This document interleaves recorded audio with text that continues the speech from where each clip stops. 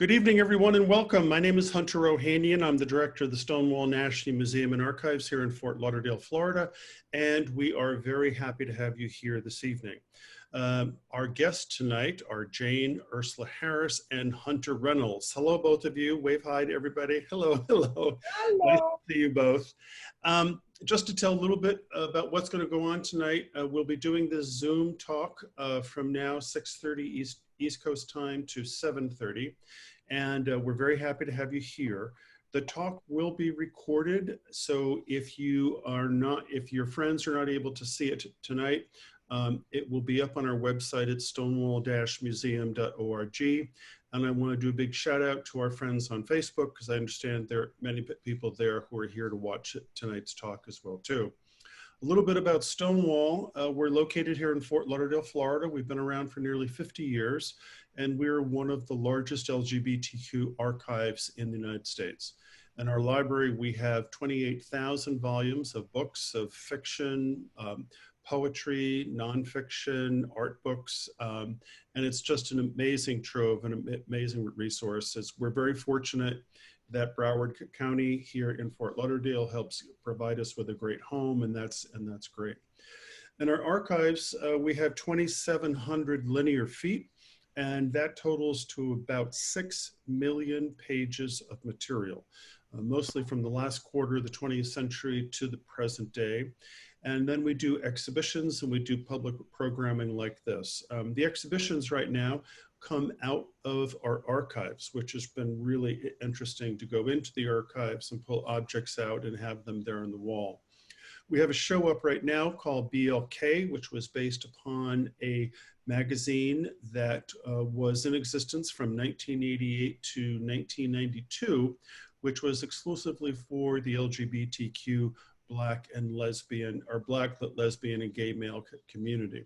There are great interviews in there with everybody from Audre Lorde to James Baldwin, and it's a beautiful show. You can see it on our website, because right now, because of the pandemic, we are putting all of our exhibitions online, and so you can see all of those exhibits, or you can see all those pieces on our website. Also, on this Thursday night, I'll be doing a final walkthrough of that exhibition, as well as our new exhibition. We'll have two up at the same time, and that one is called First Look. And it's my first look at objects in the archives. It's my first opportunity to really bring some of that stuff out and interpret it from my own standpoint. And so it's been great putting that show together. And that talk will be on this Thursday night as well. So if you don't get our newsletter, please sign up. It's go to stonewall-museum.org, and we'll be happy to send you notifications about all these things. And it will be great to have you part of the Stonewall family. So it's my great pleasure tonight to introduce our two guests, to formally introduce. One of them is a friend I've known for a while, and another one is a new friend. And Jane, let's start with you. Jane Ursula Harris is a Brooklyn-based writer who's contributed to many great publications: Art in America, Art Forum, Bomb, the Paris Review, Surface, and many other places.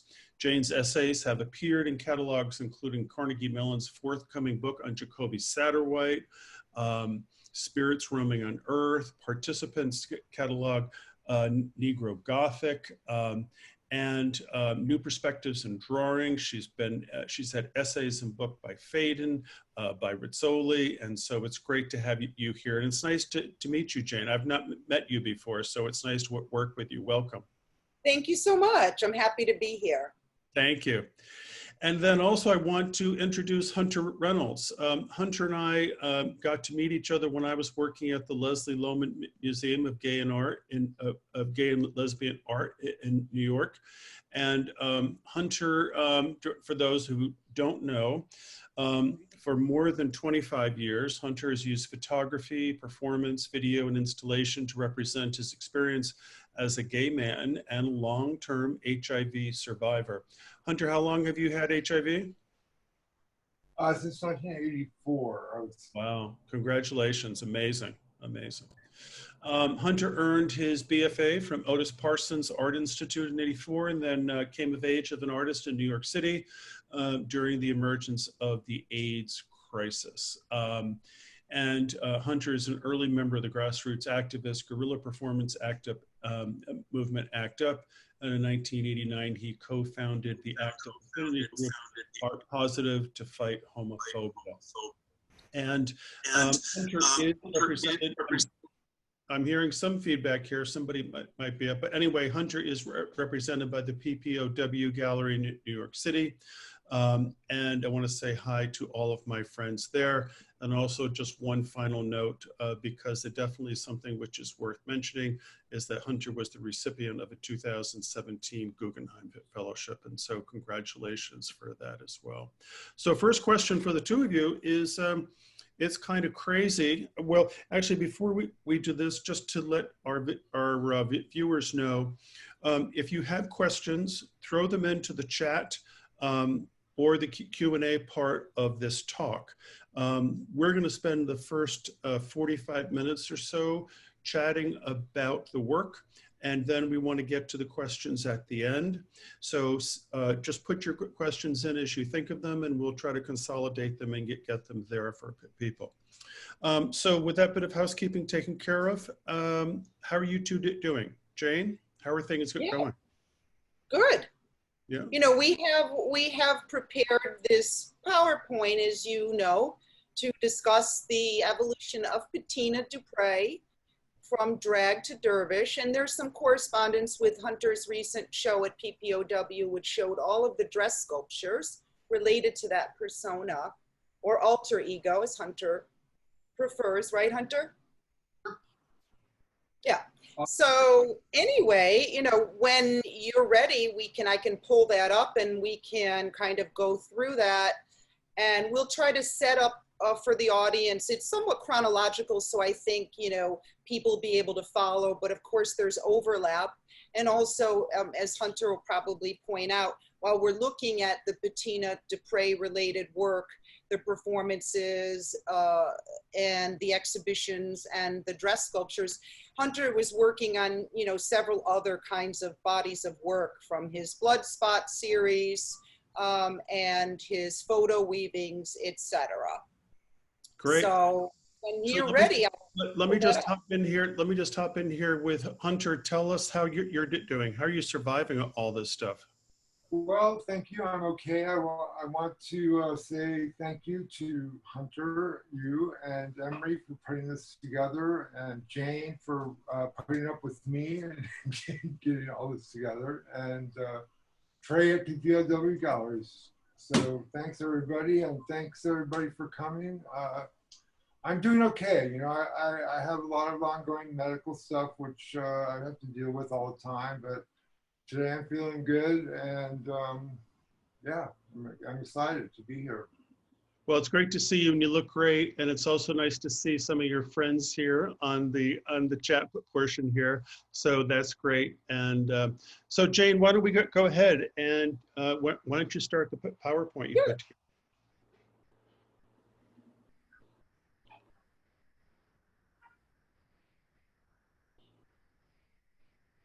okay. So, you know, as mentioned, right, we're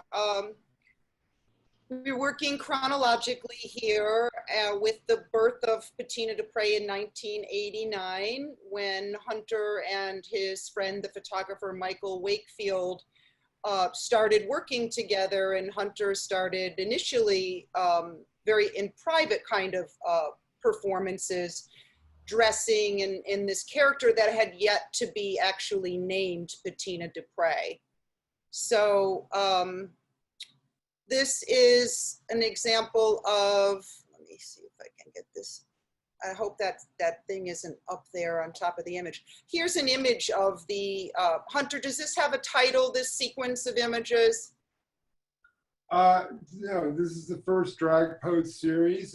It's the birth of Patina du Prey in 1989. I wanted to address kind of my own experience with homophobia and gender phobia, and the experience I had as a young boy where I get dressed in my mother's dresses and give little drag shows, and I got banned from playing with all my friends, and I never did drag again until this moment. And I asked Michael Wakefield to photograph it. He was involved with the Pyramid Club, and it was really the Pyramid Club and being roommates with Aldo Hernandez, and he was the DJ there, and going to see all these genius performance artists from Lady Bunnies, RuPaul the Homa, Happy Face, Taboo, Joey Arias. I mean, I was in awe of them, and I wanted to do something. I knew that I would never be on stage with them, as they were just geniuses. And so I chose to just document my transformation. The first time I ever did drag was that day, and Michael photographed it, and he just kept saying, "Oh my God, you're a natural, you're a natural." And then although, yeah. Well, I was going to just say that I love that, you know, there's a kind of a genderqueer kind of look going on here, where you have your drag face on, but then you're wearing this tweed coat and the feather wig. It's interesting that from its inception, you know, while it's drag, it's not sort of full drag in the way that you were speaking of with some of the club queens that you admire. Well, I had no idea what I was doing here, except I was just, you know, I just wanted to photograph a transformation. This is in consecutive order, how Michael took the pictures that day. And, but I didn't see them yet. He just kept saying to me, "Oh, you're a natural, you're a natural." And then that evening, we were supposed to go to see Christian Marclay's performance at the Kitchen. And Aldo convinced me to go and looking like that. And we were driving over in the car, and we came up with trying to see if we have that photo. And just stay there. Stay here. So we just decided we were going to introduce me to my friends as Patina, Patina, first name. And we thought it'd be fun, you know, the Kitchen, 1989, you know, the Christian Marclay, the art world. And we showed up in the lobby and went inside. And then the intermission, I just started to talk to my friends who didn't recognize me. And the first thing that happened was one of my good friends literally pushed me physically away and said, "Why are you talking to me?" And it was the first kind of just like disconnect, like what? Why did that just happen? And as we continued to move around the room, nobody wanted to talk to me. Everyone treated me really rudely, and like they didn't want anything to do with a drag queen out of context, even though I didn't have that concept at that moment. We were just perplexed at why this was happening. And that was really the beginning of me trying to figure out why in New York City in 1989, in the art world, was I getting rejected at an art world event. It just didn't compute. So we continued to go, and that evening we had a party at the La Mama, and I went there and we continued the same thing. And then it finally got fun, where I revealed who I was, and everyone was like, "Oh, wow." So that was kind of the birth of Patina du Prey that evening. And then first public outing, right? Yeah, right. And then, you know, a lot of the photographs that you and Michael took together, and that included you started going out into the streets and subways and clubs, kind of, you know, developing this character and her personality. And then you had this exhibition at Simon Watson in 1990, where you showed those photographs, but then you also did this daily, was it daily or weekly performance? It was every Saturday. I got into the cage. I basically, you know, Michael and I had been photographing for like a year and a half by then, I think, or like a year. And, you know, it became, I was just propping. I wanted to just figure out what drag was for me. So he'd photograph it, it'd all be just wearing dresses, and then I would go to openings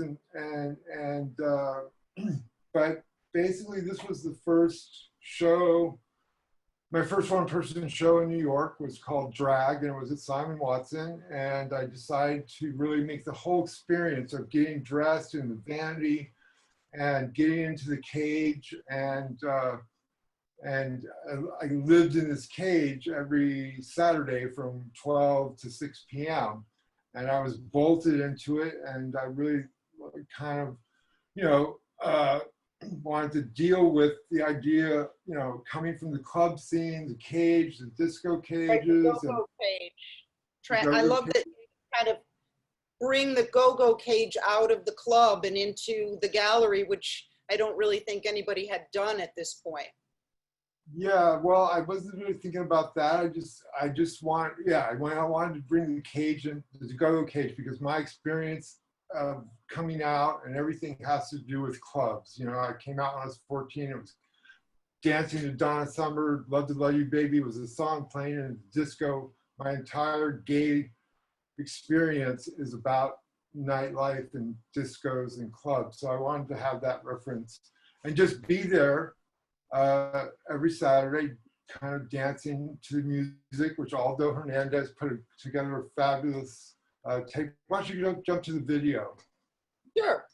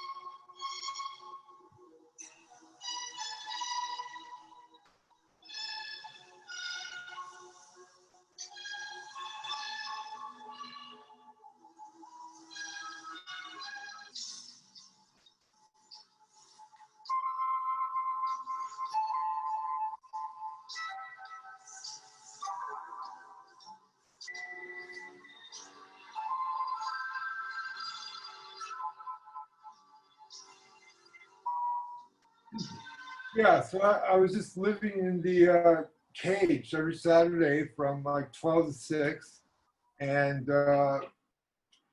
one of the things that happened was that people would come in and they couldn't really look at me straight on. So I was kind of trying to figure out what that was about, that people had an issue with me looking at them and they looking at me. So I was trying to figure out, why can't people just look at me? They would go hide around the corner and they'd come back and look over the corner. And so I realized that if I veiled myself, that people had, they were able to then look up at me. So that's when the tool came in, and you know, it was really fun. I mean, if there had been a fire, I would have died because we bolted me in. Yeah, and you were in there for hours. Yeah, I did. And I peed out of it. I did everything. I lit the dress up and just pissed. And it was a whole experience. Do you want to share, you know, how sort of important it was when the anthropologist, when Senda came in and introduced herself and gave you that book on the Hijiras? Yeah, so the other thing was, the Queen mirror, which was the vanity, which is what we're looking at now to the right, you know, I wanted to make the experience of getting dressed publicly part of the whole thing. And so as I would spend the morning actually getting dressed, and people would come in and I would talk to them through the mirror. And it's a Queen mirror. And, you know, at the time we had just taken the word queer back, you know, 1990 was the year that we took queer back. And when I made that cue, I had, you know, that says Queen in there, but it was also representing the queer movement. And, you know, how many times I had been called, you faggot, you queer. So 1990, taking the word queer back was a big year with Queer Nation, ACT UP, and, you know, we're here, we're queer, get used to it. That was a big deal for me. I had been gay bashed several times, and being called a queer, this was before queer was an evil, degrading, Right. horrible word. And the process of taking it back for me in that year was struggling with that. And the presents the queer and the queen. And so by And the then when time, Senda came in, what? I was thinking about Senda, the anthropologist. So this show, I realized that I wasn't interested in co-opting the female body. So the whole idea of making, doing drag and co-opting the female body, that became really clear for me. And the anthropologist, Serena Nanda came down. She's written several books on the hydras in India. And she came to the exhibition and she gave her book. That book shifted my whole direction about what I was doing. And the next, you know, developing Patina du Prey's kind of Berlin-esque persona, and yeah, and then going out into the world in 1992 when I did the banquet and creating a dress that didn't have breasts. Yeah, so Right. this is by Michael, the Shush. It's one of the gorgeous pictures. I just love this picture by Michael. And it's the classic Patina du Prey, and the tape. You know, Michael said, you know, put the tape up, will hold your eyebrows up. But that also became apparent to me quickly that it was representing the bandage and the mask and, you know, kind of the AIDS metaphor and healing and everything that like the tape represented for me, the bandage. So I continued to always put the tape. I never again wore, only one time did I wear a wig. And it was like showing my chest hair and, you know, kind of what I called at the time the dual gender or the third gender experience.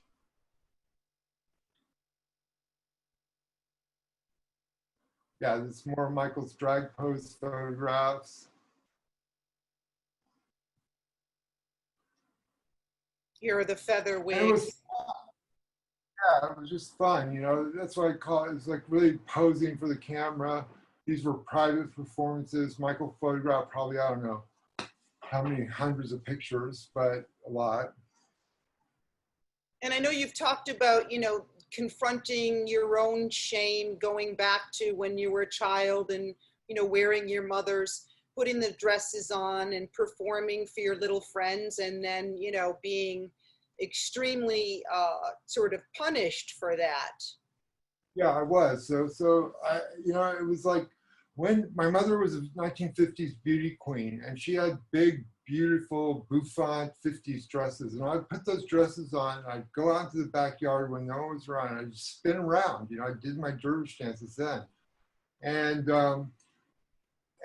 you know, it didn't occur to me that there was anything wrong with it. And I just did it for my friends, and my friends went and told their parents, and I got banned from playing with my friends. And then my mother found out and freaked out, so I just never did it again. However, when I was living, you know, I came out when I was 14, moved to Los Angeles when I was 15, and I hung out with all the kids in LA on the streets. I was one of those teenage kids on the streets of Hollywood. And the Golden Club was my favorite place. And the Genos, you know, I hung out with the drag queens and the transsexuals, the transvestites, everyone. I loved them. And so, you know, All it of was that's coming into play, yeah. right. So like, also in this time, okay, go on to that. Yeah, okay. So this is a group show that you were in at Andrea Rosen called the Stendhal Syndrome, which for people who may not know, you know, it's this notion of a psychosomatic response, or maybe even an illness, right, in the face of art, great beauty and art. So this exhibition was organized, and you participated with your Patina du Prey alter ego, but also this is the kind of birth of some of your multiples. And here, you know, this text that you wrote kind of addresses that notion of what the Stendhal syndrome is, and you create a version of a cure, so to speak, you know, by having people pose with you, and that's the cure, and then you give them a card saying they were cured, right? Yeah, go to the Yeah. next picture. Okay. Right, Yeah, and here so, you are posing. yeah, so basically by this time I had found out Tom Culiani had invited me to be in a, you know, basically I got the pictures back about 3 or 4 days after Michael took the pictures.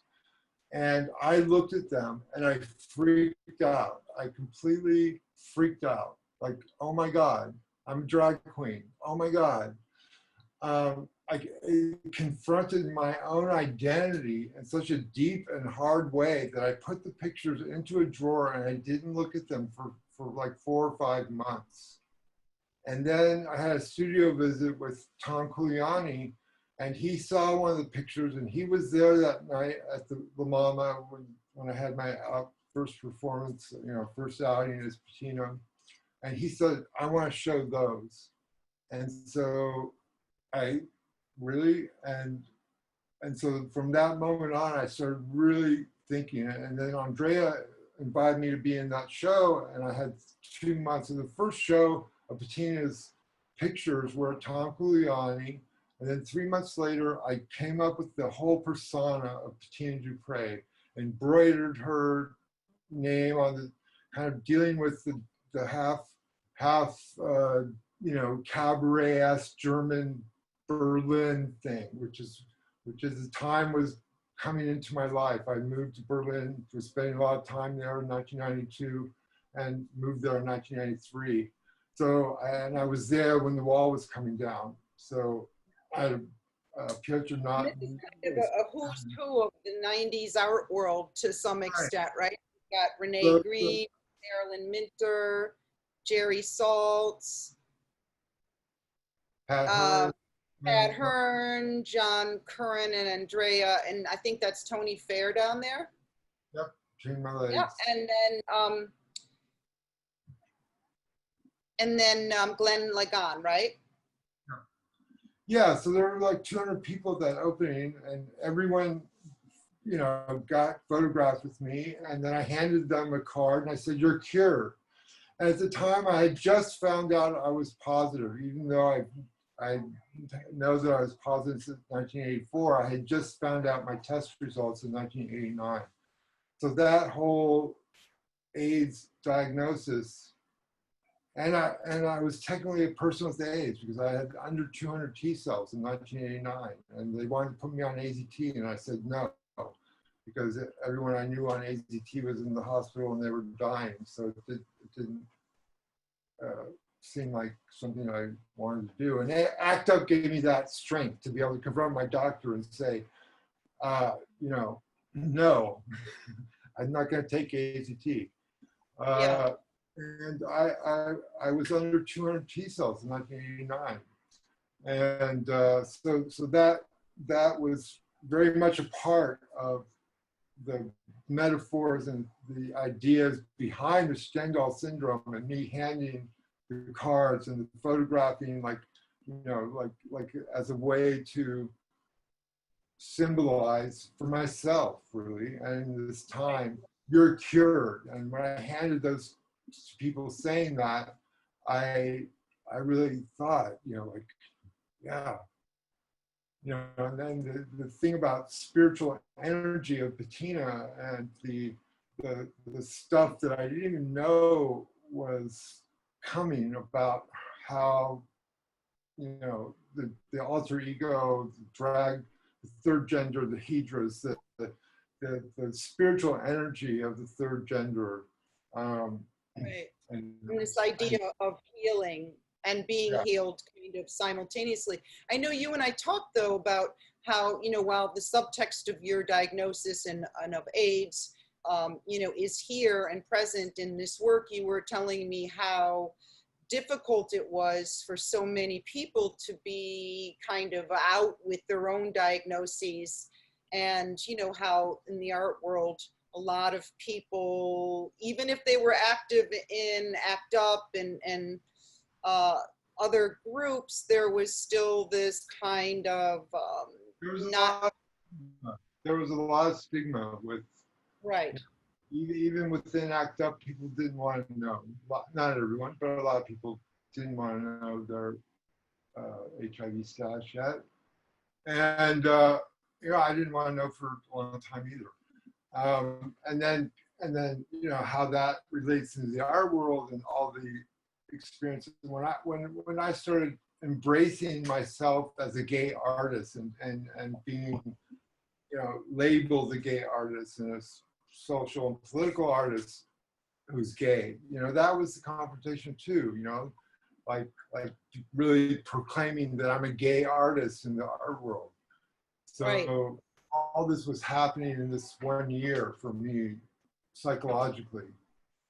Jane, let me jump in here, and folks, just want to remind everybody that I'm Hunter Ohanian, director of the Stonewall National Museum and Archives, and I'm here with Jane Ursula Harris and Hunter Reynolds, and we are talking about Patina du Prey. If you have questions, throw them up into the chat area there. I see some questions coming up, and actually, just feel free to put them there. I may actually just break for a minute here, Hunter, and ask you, there's a really good question that has come up about deriving a feeling of power as your persona emerged. And also the question deals with sort of the timeline of how you developed the persona and how vulnerable you felt. Talk to us a little bit about the persona and that process. Okay, Jane, go to the next picture. Go to the next picture. Jane, no, next one. The poster. Poster in the background. Anyway, yeah. So back. What? Poster. This is the poster. Yeah, let's stay there. So yeah, so for me it was you know, I had been in the cream of the crop of the art world since I moved to New York City. One of my first jobs was working for Anita Nose. At the time, Jean-Michel Basquiat was just leaving for Mary Boone. I was like a 24-year kid out of art school, and I landed this job by a fluke, and I suddenly was in her, you know, shadow, and everyone wanted to know me because they thought I was director of the gallery. So the mythologies and kind of the art market and working with Barbara Kruger and Jeff Koons and all the artists that she had, you know, from my first 3 months of living in New York, New York City art world got demystified, but I also saw how it was operating. And then I went on to work for Paul Cooper. So at the time that ACT UP started in 1987, I was there at the beginning. And, you know, ACT UP gave me a voice for myself in a way that I'd never had a voice before. And so as Patina came into the picture in 1989 and I started making my art, getting shows and really addressing my experience as a gay artist in the age of AIDS, and that became sort of what my work started to be about. even before I stopped painting installations and my language works and all that. And then the experience of ACT UP was, for me, like an art. It was like performance art, going to demonstrations and being part of all the visuals. And that kind of took over my psychology of how to experience my life as a gay artist, and really be proud of like saying, okay, I'm a gay artist. Whereas a lot of artists didn't want that label at all. And so Felix Gonzalez Torres being one of them, and he was a friend of mine, and we had discussions about that, and it became kind of a really important moment in my life when, as an artist, and just accepting that I'm a gay artist. My work is about being gay. Not only that, it's about this whole social experience of being gay in the age of AIDS. And so by the time Patina was born, I was like really there. However, you know, it took another year before I really was there and like, you know, really kind of just accepting the whole thing, that I'm a gay artist in the age of AIDS, my work's about that, and that's what it's going to be. Right. And So I didn't she care was about a vehicle for empowering you, right? what? She was a vehicle for empowering you. Yeah, so now, and this experience of this show, so in 1991, I was invited by Piotr Nathan, here he is down the lower right, to do an exhibition in Warsaw, Poland. And it turned out to be the first gay, queer, anything at Gallery Jakonka. And we went to Poland, and we had this amazing, one of the most amazing experiences of my life, art-wise everywhere. So one of the things that I knew was that Polish artists and Russian artists and communist suppressed, you know, communist countries, the only way that artists could communicate messages was by doing street street posters. So I decided to do this Patina du Prey poster, which would go up all over the city of Warsaw, and it says Oblicza Wolność. Go back. Yeah. Oblicza Wolność, which means the face of freedom, or freedom has many forms. And I went all over Greenpoint to get the right, you know, holding the poster up and kind of like dragging Polish people on the street and say, what does this say? And people said, you know, oh, this is like the phrase of freedom. And it's like, some people said, is that a boy or is that a girl?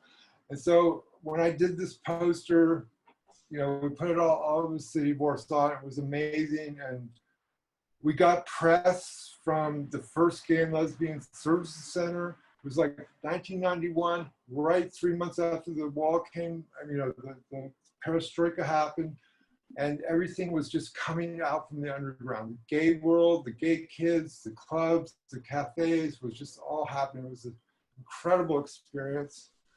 And you mentioned that people came from all over Poland to come to this exhibition, including, you said that you described her as a peasant lady. Yeah, the next picture. So I did perform. I basically took the drag pose performance idea and replicated that in Warsaw. We did performances every Saturday, and there were lines of people, kids from all over Poland came on trains because we got press there. And so we had to add some other performances during the week. And, you know, it was amazing. Look at this incredible woman, you know? I know, I love this. And you were doing kind of a version of what you did for the Stendhal project, where you were photographing yourself with people, right? And the vanity. So I had the vanity there, and I would get made up in public, and all the Polish ladies where they were like, oh, I had to give away all my makeup to all these Polish women, my Max Factor makeup. which I happily did. And it was just an incredible experience. And as it turns out, it was the first gay queer show, and definitely in Poland, and all these art historians in Poland are now talking about and digging up the show. And Right, it was it's the incredible. seminal exhibition. Yeah. But go back to the first picture. I just want to talk about the first picture, Piotr's work a little bit. One more. This one? Nope, one more. This is all we've got. No, this one. So this is Piotr Nathan's work, and it was go back. Yeah, stay there. So this is Piotr's work, and it was a two-person show, and anyway, that's Piotr's work. Right. So we see his work over here on the left, I'm presuming, right? Yeah. All right. Okay. So now we're moving on to the banquet, which you did as a collaboration with Chrisanne, and Michael Wakefield and Maxine photographed this. And it was, of course, a kind of take on, you know, this famous surrealist banquet that was done, I think, in 1959, Merritt Oppenheim. And you see an image on the lower right there where basically, you know, there was a female nude on which the banquet took place. And you sort of gave a queer feminist twist on this by putting a male in that position and adding these more spiritual components, including a performance where you whirled and twirled kind of in an incantation devoted to healing people who had AIDS, who were suffering, etc. And these are kind of an image from, or a conglomeration rather, of images from this banquet. And here you are, and I know this is a very specific photo for Hunter because he's with Tony Fair, helping him dress, but you're watching the LA Rodney King let me explain. moment. So this was a major event organized by Chrisanne Stathakos, and the food was created by Scott Spector and Zini Lardiari. It was like 15 artists involved, and it's relaxing space. So it was this huge event, and it was on May 1st, which was the specific day that we wanted to have it on for all the reasons May 1st is. And as I was getting dressed across the street, the reason my face is looking like it is, and Tony Fair, my beautiful late Tony Fair, my best friend, was dressing me. And at that, we had a television on locked, and at that moment, the Rodney King riots were happening in Los Angeles, and I was watching them on TV. And I was watching my downtown neighborhood that I lived in for 10 years burn down. And I witnessed the kind of abuse the police did to Black homeless people on the streets of Los Angeles every day, really. I witnessed so much violence. So I am watching the whole thing on television, and I put that tear there because that's the East LA Chicano teardrop for when you're, how many years you spend in prison. And that tear was kind of like there to just contain my emotion for the evening. And there were riots taking place in Broadway. So this May 1st event turned into this, you know, amazing evening, but it was also the backdrop to what is going on right now. And so it was, you know, everything about that evening was the backdrop was this horrible abuse of Rodney King and the results of all that. Do you want to go to the video now? Yeah, go a little bit to the video. I have heard a description that there will be a naked man covered with food and there will be a feeding frenzy. you know, it's usually a Dionysian banquet. When was it? Where was the first one originated? You said 1959? Yeah, 1959. Andre Beton and Merritt Oppenheim. I mean, it's a recreation of a work that was done in '59, only updated. You know, it's like this or a movie, and it's $1 more than a movie. Am I really going to enjoy it more than a movie? Probably. I think you can have something to eat afterwards, too. Oh, really? On the table. That's enough to get you down here. Yes. Put it on the table.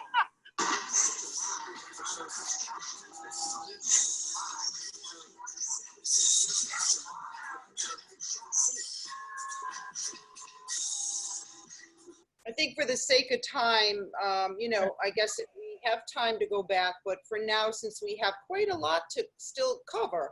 So here's the banquet dress, which was a sculpture that Chrisanne, her hair that she created on this dress as a kind of print, and your blood spot and an image from the actual Yeah, so let me talk about this piece. So in 1992, as part of the banquet, this was the first dress sculpture, and it's like a life-size music box, kind of like my grandmother's music box. And it's the first time I'm not co-opting the female body in any way. I'm taking the flat chest, the flat, you know, there's no breasts. It's really a dress for me, a man. And it's a life-size music box. So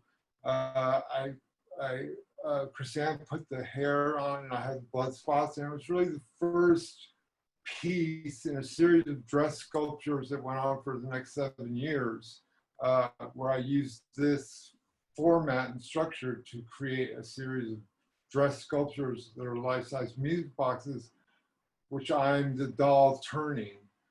And yeah, so this was the amazing installation at PPOW Gallery with Chrisanne, the banquet room. It was kind of like replicating what we did at Thread Rexing Space. And yeah, so this was the first one, 1992.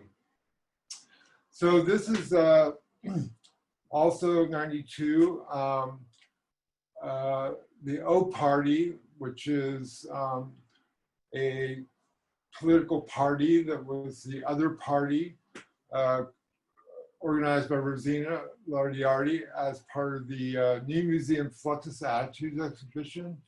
And this was a moment where I was giving a speech as part of the O Party convention. And so there was this whole convention, agitprop kind of performances around the city, you know, lots of people involved with it. It was really amazing. But this is just focusing on my speech at the new museum. So why don't you play that? I will. And you know, this is also, I think it's nice to point out that this is made from an actual flag jacket. Of inherently being different. The party needs you to speak and speak the truth. Start at the beginning. It's the American dream that teaches inclusion, not separation.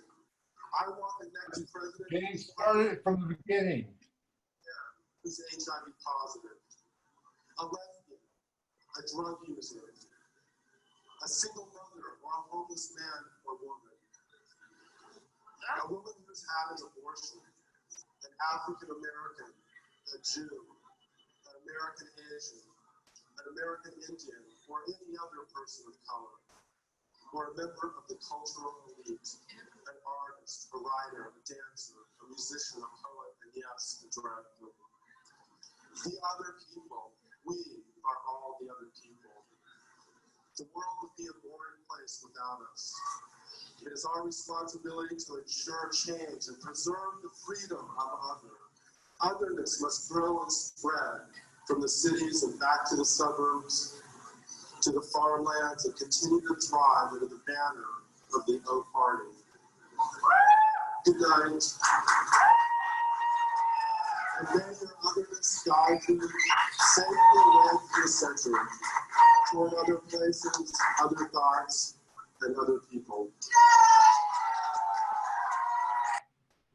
I am no party.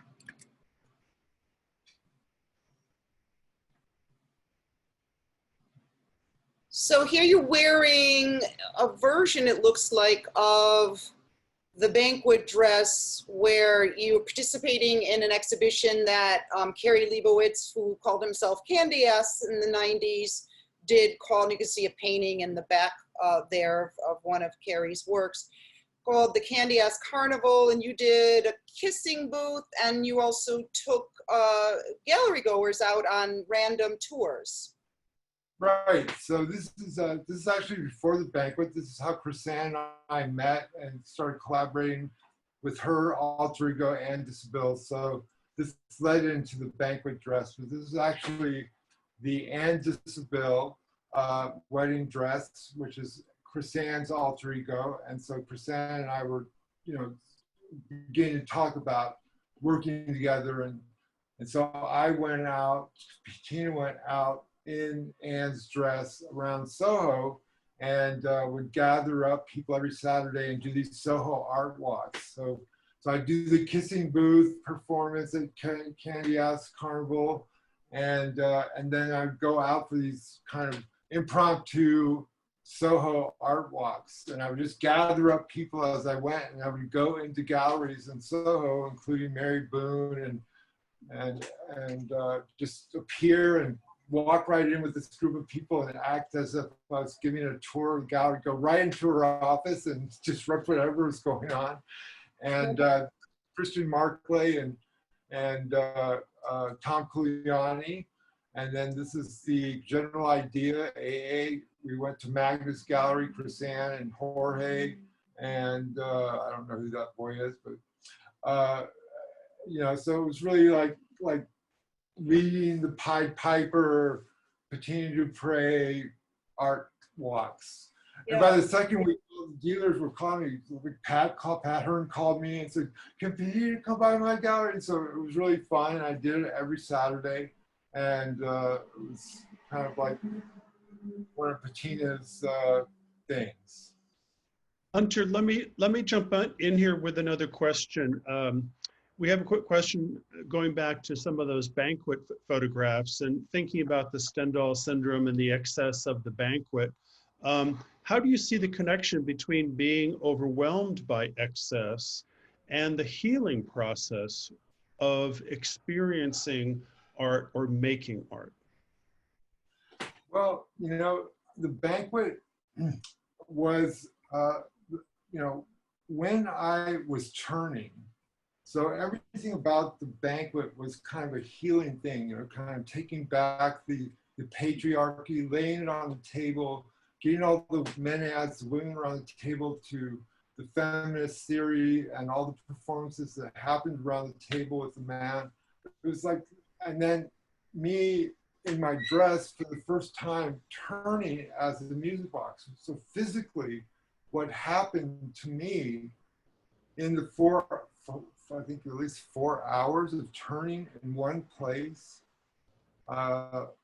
was I had some kind of spiritual epiphany with my body and the dress and the whole idea of the gender, the taking in of the gender, everything. It was like I became aware of how deep that was, not only for me, but the people who were, it was like transfixing. And that was the first time I had done it. I had not ever, the opening night, and then on top of that, all that backdrop of the political riots on the street, all that condensed into my body, and I had to contain all the emotions, not only the Rodney King thing, but everything. And listening to the feminists, the women, Kathy Burkhardt, Zini, Ann Pasternak, Chrisanne, I can't remember, Saltpeter. I mean, most powerful, Susan Silas, the amazing women who gathered around that table and read and you know, Kathy Burkhardt, powerful women reading feminist theory or poetry or whatever. So I'm there like just absorbing like an empath.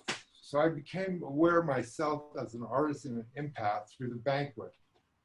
And from then, I had that combination of that overlapping, going to Berlin, where I actually ended up studying energetic healing Dervish dancing with an energetic teacher who was Annie Sprinkle's teacher.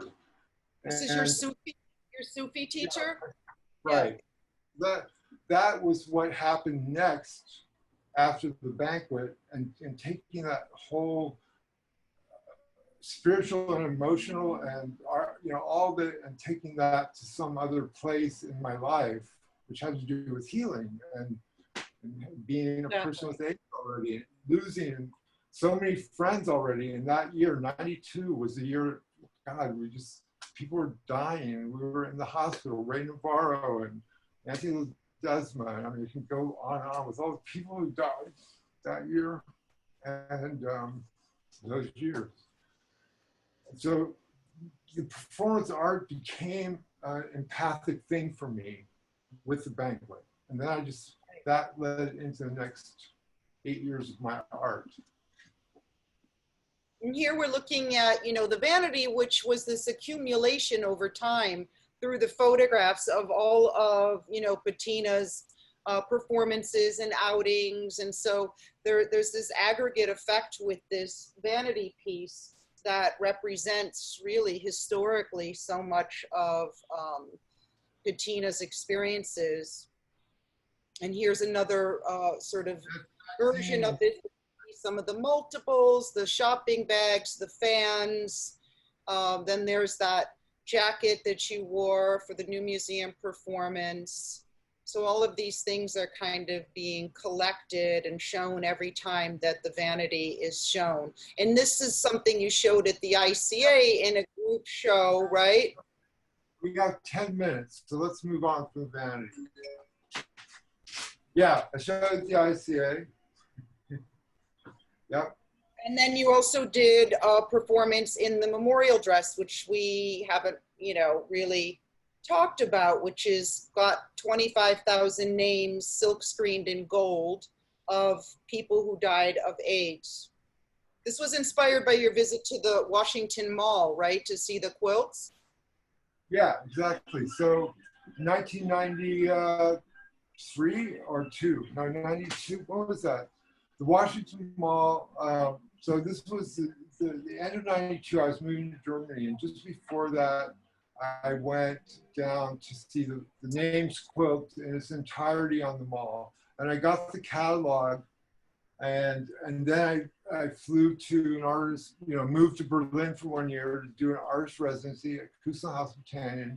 And the first thing I started to do there was this Getting to Know You show, where I read every name in that catalog, 25,000 names, I think it was at the time.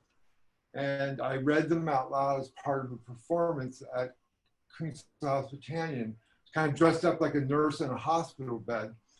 And that gave me the idea to do the next dress piece, which was to put those names onto a dress. And you know, the whole process of coming to the reality of one who like, I was scared to do it. And like, kind of like, are people gonna get this? Like, what am I doing? I'm gonna put all these names on a dress and make it a drag thing. I mean, it took me some time to grapple with the idea of getting the courage to put all these names on the dress.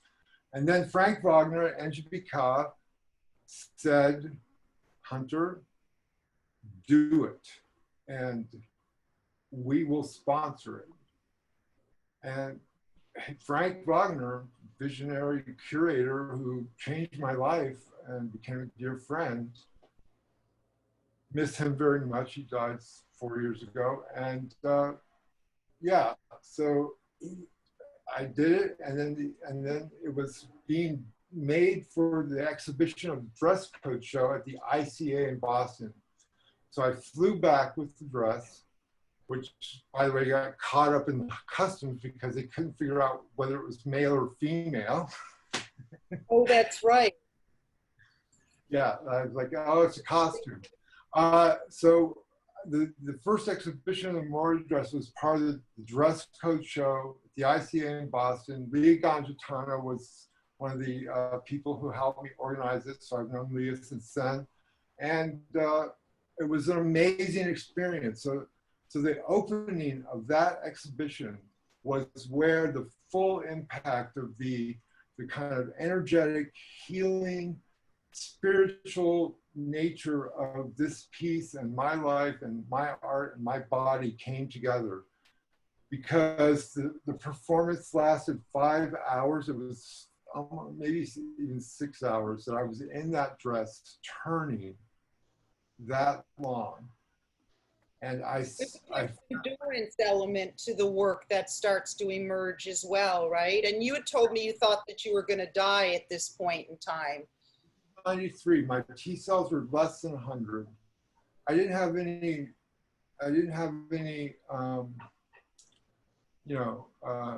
my T cells were really less than 100. So,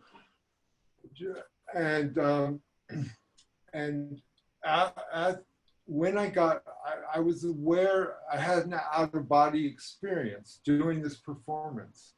And the people who came, finding names of friends and loved ones on the dress and weeping in front of me and cathartically convulsing, all this happened on that night. And so I had to contain, the empathic energy of all that and get through that performance. I wanted to burst into tears myself. Yeah. All these names.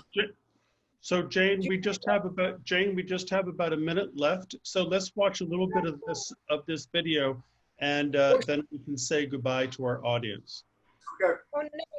Do you want to just run through the images though? Stop. Just put the video on. That's the permission dress that starts. This is the ascending dress. No. Just show the video. Okay.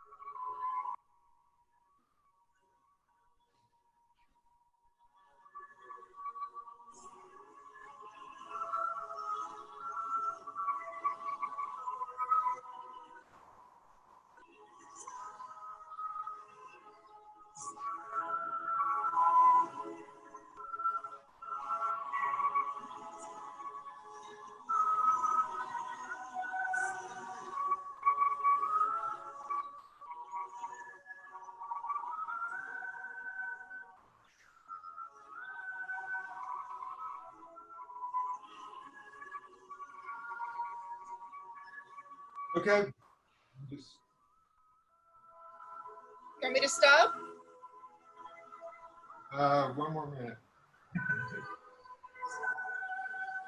There she goes. Do you want me to stop? Yeah, you can stop. Yeah, so we're going to need to wrap up here. And so Hunter, I have one last question for you, which is really, as you look at that video today, what does it bring back for you? Well, I've been experiencing quite a lot of post-traumatic stress syndrome over the COVID thing. I've lost a few friends, and you know, I feel like I'm reliving this horrible time we all experienced, or some of us experienced 30 years ago. And so when I'm looking at this piece, I'm really feeling this deep sense of loss connected to the experience that I've already been through, that we've already been through with the AIDS pandemic, and this enormous experience over COVID thing, which is just, I don't know, it seems like even worse. So I've been going through a lot of emotional stuff related to all this.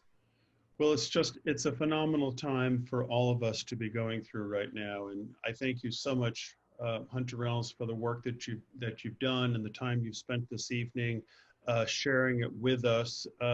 Jane Ursula Harris, thank you for your work on this tonight. It's so happy to see the two of you work together. I've not seen the two of you work, and you make a great team together. And so thank you for presenting this work. And thank you for all of you for being here. We're happy to have you as part of this. Hunter and Jane, there have been lots of very nice thank yous on all the quotes and the comments here. People have really appreciated it. If you want to tell your friends about it, it will be up on our website. Probably give us about a week or 10 days. I want to do a shout out to Emery Grant, who is our Deputy Director, who's just does a great job. There's Emery. Hello, Emery. Thank you.